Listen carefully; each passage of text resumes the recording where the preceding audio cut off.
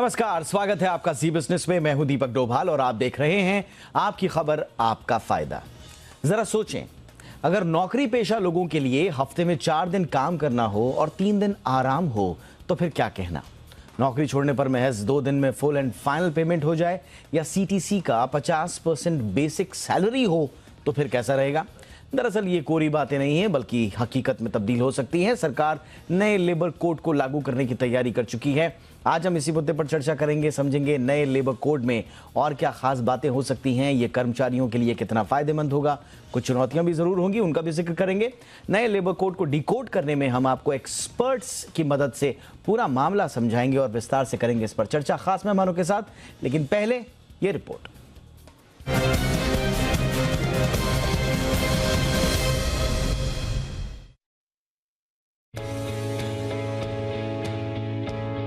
सरकार श्रम कानूनों में बदलाव की तैयारी कर चुकी है। 1-2 राज्यों को छोड़कर सभी ने केंद्र को सुझावों सहित अपना मसौदा सौंप दिया है, जिसके आधार पर न्यू लेबर कोड करीब करीब बनकर तैयार है। बस इसे लागू करने की देरी है। 2019 में संसद में पारित नया लेबर कोड 29 केंद्रीय लेबर कानूनों की जगह लेगा। सरकार ने 29 केंद्रीय लेबर कानूनों की जगह 4 नए लेबर कोड बनाए हैं। इनमें wage, social security, industrial relations और ऑक्यूपेशनल सिक्योरिटी को शामिल किया गया है। नए लेबर कोड का मकसद नौकरी पेशा लोगों की सामाजिक और आर्थिक सुरक्षा को और पुख्ता करना है। इसमें पीएफ, टेक होम सैलरी, काम के घंटे, पेंशन और रिटायरमेंट के बाद कर्मचारी को मिलने वाली रकम को लेकर विशेष ध्यान दिया गया है। नए लेबर कोड के लागू होने से कर्मचारियों की सैलरी स्ट्रक्चर पूरी तरह से बदल जाएगी। इसके मुताबिक किसी कर्मचारी की बेसिक सैलरी कंपनी की सीटीसी से 50% से कम नहीं हो सकेगी। बेसिक सैलरी बढ़ेगी तो पीएफ कंट्रीब्यूशन भी बढ़ेगा। इससे टेक होम सैलरी जरूर घटेगी, लेकिन कर्मचारी को रिटायरमेंट पर ज्यादा रकम मिलेगी। असंगठित क्षेत्र के कर्मचारियों के लिए भी न्यू लेबर कोड लागू होगा। नए लेबर कोड के मुताबिक कंपनियों को कर्मचारियों के काम के घंटे 9 घंटे से बढ़ाकर 12 घंटे करने की मंजूरी होगी। हालांकि ये सुविधा वैकल्पिक होगी।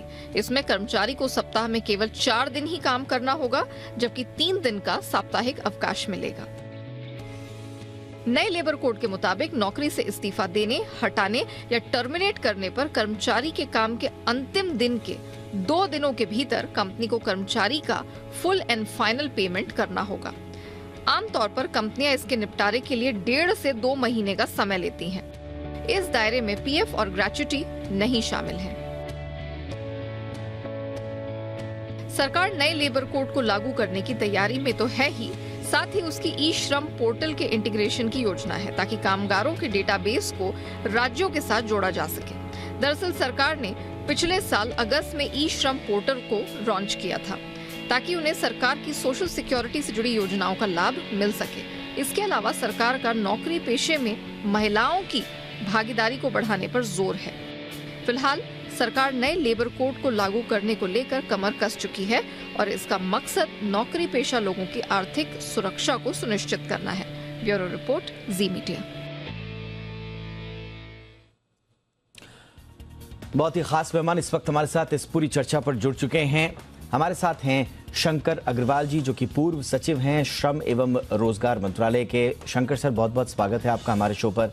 हमारे साथ हैं सुनील चेम्मनकोटल, जो कि सीईओ हैं टीम लीज डिजिटल के। सुनील जी, बहुत बहुत स्वागत है आपका। और हमारे साथ हैं विक्रम श्रॉफ साहब, जो कि head HR lease Nitin Desai associates के। विक्रम जी, आपका भी बहुत बहुत स्वागत है। शंकर सर, मैं आपसे ही चर्चा की शुरुआत करना चाहूँगा। पहले तो ज़रा अपने अनुभव से ज़रा बताएं कि स्टेटस क्या है और किस तरह का इस पे राज्यों का रिएक्शंस रहा है। हमें जो इत्तला मिली है कि ज़्यादातर राज्य इसके पक्ष में है, फेवर में है। हालांकि कुछ जगह पर ट्रेड यूनियंस की इसमें कुछ रिजर्वेशंस भी हैं, लेकिन ओवरऑल आपको स्टेटस क्या लगता है सर, कब तक ये लागू हो पाएगा और इसमें कुछ अड़चने तो नहीं है फिलहाल?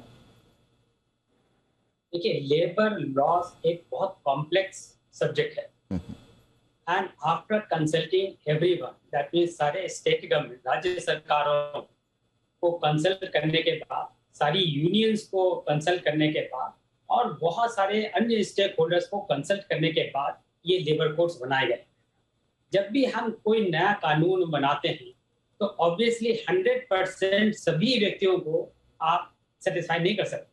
तो they will be some area जहां पर कुछ कुछ जो इंटरेस्ट होंगे वो क्लैश करेंगे। बट सेंट्रल आइडिया क्या था इन लेबर कोड्स का कि जो भी लेबर वर्कर्स हैं हमारे, उनके हितों की हम रक्षा कर सकें चाहे कुछ हो जाए। And that is what has been achieved in these labour code. And चूंकि सभी वर्कर्स के हितों की रक्षा की गई है, उनके अधिकारों को और ज्यादा सुरक्षित किया गया है, अंडर दी सर्कमस्टांसेस कोई भी राज्य सरकार का इसमें ज्यादा मतभेद नहीं है, किसी भी यूनियन का ज्यादा मतभेद नहीं है। छोटे मोटे इश्यूज पे, जैसे मैंने आपको कहा, कभी कभी कुछ ऐसे दायरे होते हैं क्योंकि हम एक पुरानी एक परत से निकल के एक नई परत पे जा रहे हैं, नए स्तर पे जा रहे हैं, तो ऑब्वियसली कुछ मिसअंडरस्टैंडिंग हो सकती है, कुछ हो सकता है वेगनेस हो। ये समय के साथ ये सब चीजें धीरे धीरे दूर हो जाएंगी।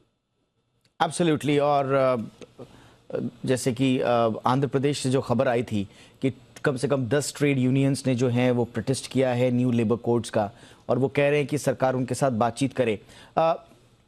क्या कोई गुंजाइश अभी है सर? जैसा आपने बताया कि स्वाभाविक रूप से कंसल्ट किया गया होगा तमाम स्टेक होल्डर्स के साथ, लेकिन अभी भी इन लोगों के आरोप यही है कि नए लेबर कोड जो है वो कंपनीज के मैनेजमेंट को ज़्यादा फायदा पहुंचाएंगे बजाय कर्मचारी के। तो क्या अभी कोई गुंजाइश है कि लोगों के साथ बैठकर बातचीत की जाए सर? अग्रवाल सर। डायलॉग ही एक ऐसा तरीका है जिससे हम आगे बढ़ते हैं। तो कभी भी जो भी डिफरेंसेस हैं अक्रॉस द टेबल बैठ के डायलॉग करके हम उसको सुलझा सकते हैं। एंड ये निरंतर चलने वाली एक प्रक्रिया है। तो ऐसा कहना कि नहीं ये फुल स्टॉप आ गया, no, it's a continuous process, धीरे धीरे चलता रहेगा। अगर कोई छोटे मोटे विवाद होंगे, छोटे मोटे मतभेद होंगे, उनको हम लोग आपस में बैठ के वो हमेशा रिजॉल्व किए जा सकते हैं, जो कोई बड़ी भारी बात। एब्सोल्युटली। चलिए, तो ये तो रही बात जो सरकार की जो मंशा है और उसको उस पर जो ट्रेड यूनियंस के जो रिजर्वेशंस हैं उन पर, लेकिन ओवरऑल इसको जॉब मार्केट में न्यू लेबर कोड्स को किस तरह से देखा जा रहा है? सुनील चेमन-कोटिल सर के पास चलते हैं इस वक्त हमारे साथ। सर, आपका क्या अनुभव रहा है? आप लोगों की बातचीत हुई होगी न्यू लेबर कोड्स के रूप के बारे में, कुछ हाईलाइट्स पे जरूर बात होती है, 4 days वीक, 50% जो बेसिक, ये कुछ इस तरह के जो काफी चर्चा में है, लेकिन ओवरऑल इंडस्ट्री का फीडबैक क्या है सर इस वक्त? देखिए, ओवरऑल ये जो वन लॉ वन नेशन का जो लेबर कोड्स अभी 4 लेबर कोड्स में लागू होने वाला है, उससे काफी फायदा होगा एम्प्लॉयज को। लेकिन हम अगर एम्प्लॉयज की नजर से देखा जाए तो हम हमारे इंडिया में अभी भी आज में जीते, फ्यूचर के बारे में ज्यादा सोचते नहीं है। तो एम्प्लॉयज को उनके टेक होम थोड़ा घट जाएगा, क्योंकि काफी कंपनियों में आपका बेसिक सैलरी 50% नहीं है, 30 to 40% भी है काफी जगह पे। ये इसलिए करते हैं क्योंकि बाकी उनको बेनिफिट्स वगैरह में, बेनिफिट्स बास्केट या स्पेशल अलाउंसेस या रिएम्बर्समेंट में बाकी रहता है। तो एक तो ये आपका टेक होम ज्यादा बढ़ जाता है, क्योंकि आपका पीएफ तो बेसिक के ऊपर डिपेंडेंट रहता है, और आपका ग्रेजुटी भी पीएफ के ऊपर डिपेंड रहता है, सॉरी बेसिक के ऊपर डिपेंड रहता है। तो उसकी वजह से ऐसा करते हैं। तो एम्प्लॉयज भी खुश रहते हैं, टेक होम ज्यादा आएगा। लेकिन जैसे ही नई लेबर कोड्स लागू हो जाएंगे, आपका टेक होम घट जाएगा।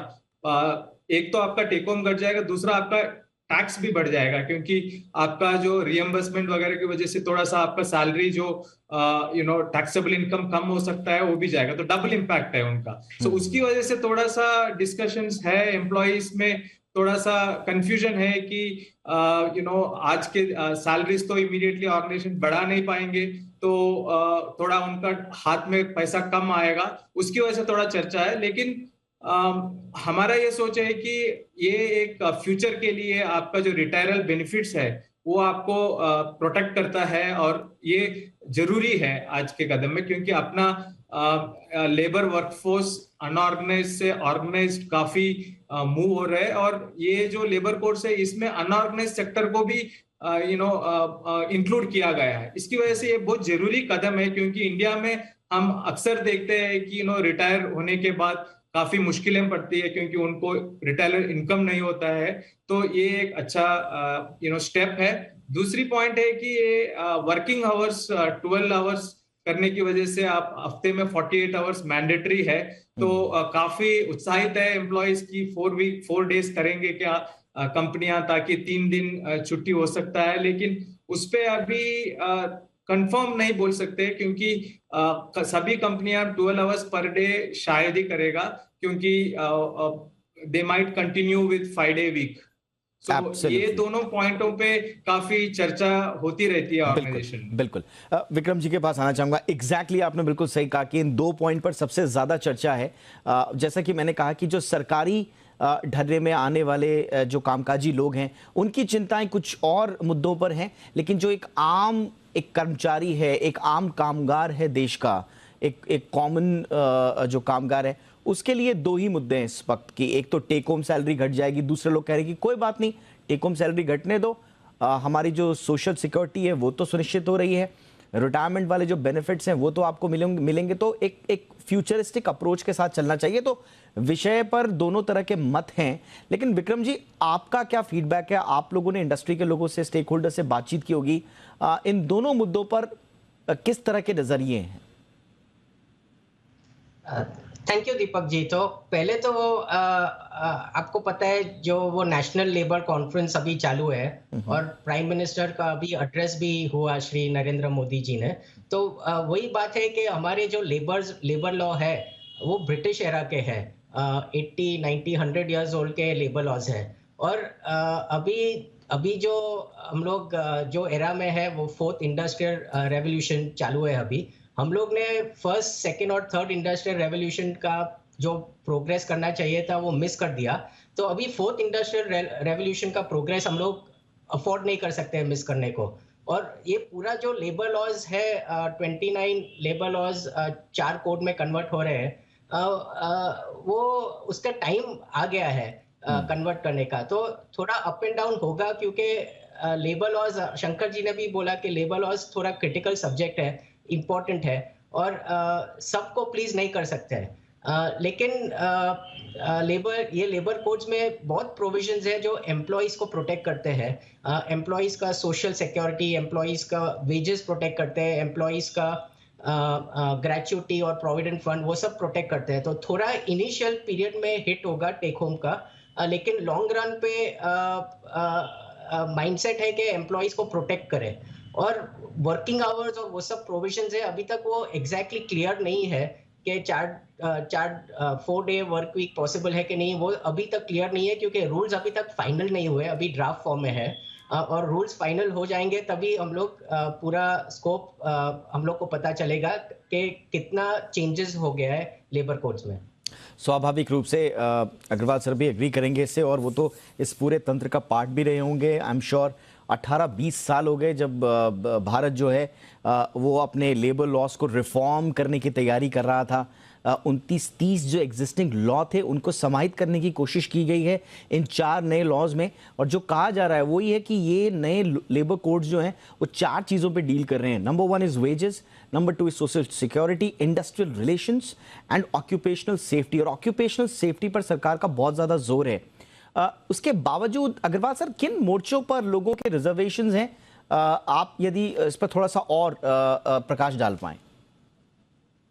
इसी 2 बेसिक मुद्दे जो अभी मुझसे पहले वक्ताओं ने बताए वो हैं, एक तो कि क्या इससे टेक होम सैलरी कम हो जाएगी। मेरा इसमें विचार है कि टेक होम सैलरी को देखने का तरीका अलग अलग हो सकता है, बट इन इफेक्ट जो अभी नया एक फॉर्मूला आया है बेसिक सैलरी को डिटरमिन करने का, उससे सभी वर्कर्स को लाभ ही होगा। ये जरूर है कि उस समय पैसा ना मिलके बाद में मिलेगा, पर लेकिन अगर आपकी सैलरी ज्यादा होगी उसी हिसाब से पीएफ ज्यादा होगा, उसी हिसाब से आपका पेंशन ज्यादा बनेगा और आपका पीएफ के अंदर जो फंड होगा वो भी ज्यादा होगा। जहां तक ये वर्किंग आवर्स की बात है, it is going to be given as a choice. तो मेरे पास ये चॉइस होगी कि क्या मैं 12 घंटे काम करूं या मैं 8 घंटे काम करूं, तो मेरे 5 दिन आना पड़ेगा। अगर मैं 12 घंटे काम करूं तो हो सकता है कि मुझे कुल 4 दिन काम कर पाए और 3 दिन की मुझे उसके बाद मेरा अपने ऊपर है, तो मैं अपने बाकी जो चीजें हैं, बाकी मेरी हॉबीज हैं या कुछ और काम है उसको मैं परस्यू कर सकता हूँ। ये भी वर्कर्स के हित में है। कुछ जो एक और समस्या लोगों को आ रही है, लोगों को खासकर यूनियंस को, उनको ये लगता है कि कहीं इसमें ऐसा मैकेनिज्म तो नहीं लाया जा रहा है जिससे कि उनको फायर करने का, मतलब उनको नौकरी से निकालने का एक आसान तरीका हो जाएगा। ये ऐसा नहीं है। पहले जो थी प्रक्रियाएं ऐसी ध्रुव बना दी गई थी कि अगर कोई वर्कर चोरी करता हुआ पकड़ा जाता है, कोई एंटी सोशल एलिमेंट है उसमें, तब भी हम उसको निकाल नहीं पाते थे, तो उसको रैशनलाइज किया गया है। Idea was basically to rationalise the labour law. It is not a mere summation कि पहले 44 लेबर लॉ थे, उनको 4 जगहों में विभक्त कर दिया, नहीं। It is a rationalisation, transformation, and to ensure कि आने वाले सालों में जब न्यू इकोनॉमी आ रही है, उसके वर्कर्स को हम कैसे ट्रीट कर सकते हैं। अब फाइनल ऑब्जेक्टिव क्या है? ऑब्जेक्टिव ये है कि हम ज्यादा से ज्यादा लोगों को एम्प्लॉयमेंट दे सकें, और किस प्रकार का एम्प्लॉयमेंट दे सकें? Meaningful, purposeful, so that they can live with dignity and self-respect. That's the idea. While protecting the rights of each and every worker across the country, and to encourage more and more women to come into the workforce. चर्चा को आगे बढ़ाते हैं और सुनील जी के पास चलते हैं। सुनील जी, क्योंकि आप स्टाफिंग फर्म के पूरे इकोसिस्टम को समझते हैं, इसमें एक नेशनल लाइसेंसिंग की भी बात की जा रही है, जिसमें कहा जा रहा है कि पूरी कंट्री के लिए एक सबसे बड़ा जो स्टाफिंग फर्म के लिए जो बिगेस्ट बेनिफिट होगा वो यही होगा, नेशनल लेबर लाइसेंस रिजीम से अलाइन करना, और इससे स्टाफिंग बहुत तेज होगा, फास्टर डिप्लॉयमेंट ऑफ सीजनल हो या अनसीजनल हो, हर तरह के एम्प्लॉयज को वो मिलेगा। इस पर थोड़ा सा बताएं कि क्या वाकई में अब तक स्टाफिंग को लेकर कोई क्या प्रॉब्लम आती थी, और अब इन नए कोड्स के बाद क्या वो थोड़ा सा उस मोर्चे पर राहत मिलेगी?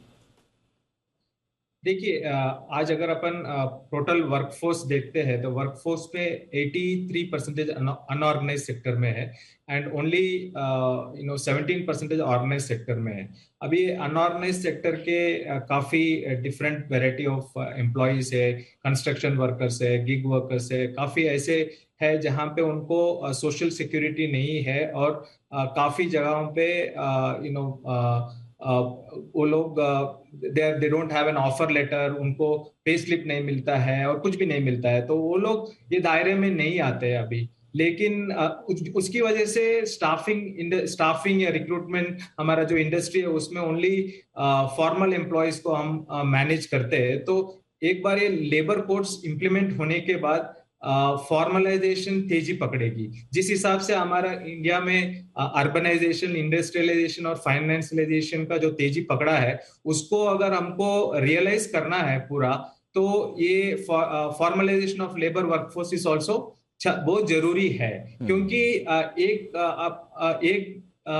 जरूरी बात यह है कि इंडिया में डेमोग्राफिक डिविडेंड की वजह से अपने पास कर्मचारी या यूथ टैलेंट बहुत ज्यादा है। हमारे पास नौकरियों की कमी नहीं है, एक्चुअली देखा गया तो नौकरी सही तरह से सही लोगों तक पहुंच नहीं पा रहा। अच्छा, अभी क्या होता था, अभी कोई वर्क ऑर्डर लाइसेंसिंग प्रक्रिया होती है जो कि शायद आपको हर साल लेनी पड़ता है, उसका लाइसेंस रिन्यू करना पड़ता है। काफी ईज ऑफ डूइंग बिजनेस में काफी दिक्कतें पड़ती है, काफी डॉक्यूमेंटेशन करना पड़ता है, तो वो सब अभी इसकी वजह से काफी आसानी हो जाएगा। All right. लेकिन हर एक स्टेट का अलग अलग हमको काफी मैनेज करना पड़ता है। अभी वन नेशन वन लॉ के हिसाब से हमारा थोड़ा ये सरकारी चक्कर थोड़ा कम हो जाए। बिल्कुल, एक लाइसेंस होगा, जैसा कि मैंने अभी तक पढ़ पाया हूं, एक लाइसेंस होगा और शायद वो अप टू 5 इयर्स होगा। तो ये कम से कम स्टाफिंग को लेकर एक बहुत बड़ा रिवोल्यूशन होगा। वाकई में फॉर्मलाइजेशन की जिसकी बात सर कर रहे हैं, फॉर्मलाइजेशन ऑफ एम्प्लॉयमेंट बहुत जरूरी है, फास्टर डिप्लॉयमेंट बहुत जरूरी है। अगर हम 5 ट्रिलियन बनना चाहते हैं तो हमें वर्कफोर्स को ज्यादा से ज्यादा तेजी से एंगेज करना पड़ेगा अपनी इकोनॉमी में, और उसके लिए ये बहुत इंपॉर्टेंट स्टेप होगा। बहरहाल एक चीज जो विक्रम जी रह गई है वो यही है कि भाई 4 दिन का काम तो आप बोल रहे हैं, बट इसको कर पाएंगे क्या? हर किसी को लग रहा है कि अभी तो आप 5 डेज वीक कल्चर में ही इंडिया का वर्कफोर्स ढंग से ढल नहीं पाया है। आपको अभी 1 दिन की छुट्टी मिल जाए, खास तौर से सरकारी उसमें, और सरकारी में तो छोड़ भी दिया जाए, आपको अगर 1 दिन की भी छुट्टी मिल जाए, इंडियन जो वर्किंग कंडीशंस हैं वो भी ऐसा माना जाता है कि बहुत बड़ी लग्जरी है। ऐसे में आप कह रहे हैं कि भाई आप 3 दिन की छुट्टी देंगे, तो लोगों को लग रहा है कि ये बहुत कागजी चीज है, ये प्रैक्टिकल में होने वाला है नहीं। करेक्ट दीपक जी, और हम लोग की पहले भी बात हो गई है ये टॉपिक पे। 4 डे वीक अभी लॉज में एक तो क्लियर नहीं है, क्योंकि जो प्रोविजंस है वो क्लियरली नहीं बोल रहे हैं कि डेली वर्किंग आवर्स को एक्सक्लूड कर सके। वीकली वर्किंग आवर्स तो ऑलरेडी है, लेकिन डेली वर्किंग आवर्स के भी प्रोविजंस है। तो ये 4 डे वर्क वीक कैसे होगा अभी श्योर नहीं है, लेकिन 12 आवर्स जो अभी 8 और 9 आवर्स पर डे है, वो आप 12 आवर्स कन्वर्ट करो तो थोड़ा ज़्यादा हो जाएगा। लेकिन as a concept it is very exciting, और जो भी इसको यूज़ कर सके इफेक्टिव के लिए, क्योंकि अभी पूरा जो वर्किंग सिस्टम और कल्चर है वर्क फ्रॉम होम और गिग वर्कर और प्लेटफॉर्म वर्कर, वो थोड़ा जो पहले फॉर्मल था वो थोड़ा अभी इनफॉर्मल हो रहा है, और हम लोग इनफॉर्मल सिस्टम को ये प्रमोट कर रहे हैं। तो 4 डे वर्क वीक जो पॉसिबल होगा आफ्टर लेबर कोड्स इफेक्टिव हो गए, तो सेवरल एम्प्लॉयर्स और एम्प्लॉइज के बीच में डिस्कशंस और अग्रीमेंट्स हो सकते हैं जिनसे ये इनका बेनिफिट ले सके। Absolutely. और लेबर कोड्स में ये सब ये सब छोटे छोटे जो कंसेप्ट्स है लेबर कोड्स में एकदम एम्प्लॉइज के लिए फोकस्ड किया है। एक तो एक वो स्किलिंग का है, जो अभी सुनील जी ने भी बोला कि एक फंड नया सेटअप होगा स्किलिंग का एम्प्लॉइज के लिए, और जब भी कोई टर्मिनेशन होगा तो थोड़ा रीस्किलिंग फंड में जाएगा थोड़ा पैसा, और गवर्नमेंट वो पैसे से स्किल डेवलप करेगी। इंडिया में टैलेंट है, लेकिन ये टैलेंट को कंटिन्यूसली स्किलिंग और रीस्किलिंग करना पड़ता है। वो डिजिटल रेवोल्यूशन, डिजिटल एरा में है, और वो टैलेंट को कंटिन्यूसली जो स्किलिंग कर सके वो गवर्नमेंट को भी कंट्रीब्यूट करना पड़ेगा और प्राइवेट एम्प्लॉयज को भी कंट्रीब्यूट करना पड़ेगा। इससे इंडिया जो 25 इयर्स का विजन है वो अचीव कर सकेगी। एब्सोल्युटली, बिल्कुल आपने सही कहा। अब तो 25 सालों के हमने टारगेट तय कर लिए हैं, ये बहुत होगा। जाते जाते एक बहुत ही अहम सवाल जो रह गया है वो अनऑर्गेनाइज सेक्टर को लेकर है। अग्रवाल सर, जब आप लोग ये पॉलिसी बना रहे होंगे या आपके कलीग्स जब बना रहे हैं इसको, जब आप डॉक्यूमेंट कर रहे थे उस वक्त सर, ऑर्गेनाइज्ड सेक्टर को लेकर तो हम बार बार बात करते हैं। अभी सरकार ने, इसमें कोई शक नहीं है कि अनऑर्गेनाइज सेक्टर को भी फॉर्मलाइज करने में और उनको मेन स्ट्रीम में लाने के लिए बहुत सारी कोशिशें की हैं। लोग रजिस्टर, करोड़ों लोगों ने रजिस्टर भी किया है, लेकिन अभी भी एक बहुत बड़ा तबका अनऑर्गेनाइज सेक्टर में छूट गया है। शायद हम वहां तक पहुंच नहीं पाएंगे। उनको समाहित करने के लिए इसमें क्या प्रावधान है और क्या हम आशा कर सकते हैं? देखिए, हर देश की अपनी अपनी अलग तरह की प्रॉब्लम्स होती हैं। हमारे प्रॉब्लम बोले या उसकी स्ट्रेंथ बोले, हम जिस अनऑर्गेनाइज सेक्टर की बात करते हैं, क्योंकि हिंदुस्तान का unorganised sector in terms of percentage दुनिया का सबसे बड़ा अनऑर्गेनाइज सेक्टर है। परंतु इसका मतलब ये नहीं कि ये खराब सेक्टर है, इसका मतलब ये नहीं कि कोई खराब चीज है। आइडिया शुड बी कि जो अनऑर्गेनाइज सेक्टर के वर्कर हैं, क्या हम इनको 4 सुरक्षाएं दे सकते हैं। नंबर 1, वेज, कि क्या हम ये सुरक्षित कर सकते हैं या इस हम इंश्योर कर सकते हैं कि हर वर्कर, चाहे वो अनऑर्गेनाइज सेक्टर में क्यों ना हो, उसको मिनिमम वेजेस मिले। Number 2, they should be covered under social security network, so that everybody, चाहे वो डोमेस्टिक हेल्प हो, चाहे वो गार्ड हो, चाहे ड्राइवर हो, they should be covered under the social security. And third, कि wherever they are working, चाहे वो ड्राइवर ही क्यों ना हो, चाहे घर पे क्यों ना हो, तो जो हजार्ड होते हैं वर्किंग एरियाज के, दो शुड बी मिनिमाइज्ड और दो should be taken care of. And finally, अगर कोई चीज डिस्प्यूट होती है तो डिस्प्यूट रेजोल्यूशन मैकेनिज्म होना चाहिए जो सिंपल होना चाहिए, रादर देन कि कोई आदमी लॉयर को पकड़े और बड़ा महंगा खर्चा हो जाए। No, it should be done in a very transparent and a very efficient manner, so that within 2, 3, 5 days और 1 वीक्स टाइम छोटे छोटे जो अनऑर्गेनाइज सेक्टर के वर्कर्स की प्रॉब्लम्स है उनको डिसॉल्व किया जा सके। That can be done, that is being done. लेकिन ये सोचना कि हम सारे अनऑर्गेनाइज को ऑर्गेनाइज कर देंगे, ना तो ये मेरे ख्याल से डिजायरेबल है और ना फिजिबल। और एक इसमें बड़ी अगर आप देखेंगे जी, बहुत सारे कंट्रीज खत्म हो गए only because they did not have the strength of unorganised sector. Unorganised sector में एंटर करना और उससे निकलना बहुत आसान होता है। कोई भी आदमी है, अगर उसको एंटर करना तो आसानी से एंटर कर जाता है, थोड़ी सी पूंजी के साथ एक अपना कुछ चालू करता है और 2-3 लोगों को जॉब दे देता है, and that becomes very easy to get employment. और बिल्कुल, और भारत जैसे देश की तो बैकबोन है ये अनऑर्गेनाइज सेक्टर जो है, और यहाँ पर एम्प्लॉयमेंट बेनिफिट्स और इनको जो भी सोशल सिक्योरिटी, एम्प्लॉयमेंट सिक्योरिटी के दायरे में लाना बहुत ज़रूरी है, और उसके लिए सरकार तैयारी भी कर रही है। चलिए फिलहाल देखते हैं कि किस तरह का फीडबैक फाइनल जब ये हमारे सामने होंगे तब आता है इंडस्ट्री का, सरकार की ओर से, जो बाकी स्टेक होल्डर्स हैं उनकी तरफ से। फिलहाल इस चर्चा के लिए आपका बहुत बहुत शुक्रिया। आई एम श्योर बहुत सारा इस विश्लेषण से नए नए आयाम, नए नए परतें निकली होंगी और दर्शकों को लाभ हुआ होगा। बहुत बहुत शुक्रिया Agarwal sir, thank you so much. Vikram ji, आपका भी बहुत बहुत शुक्रिया। सुनील जी, आपने भी वक्त निकाला, थैंक यू सो मच। आप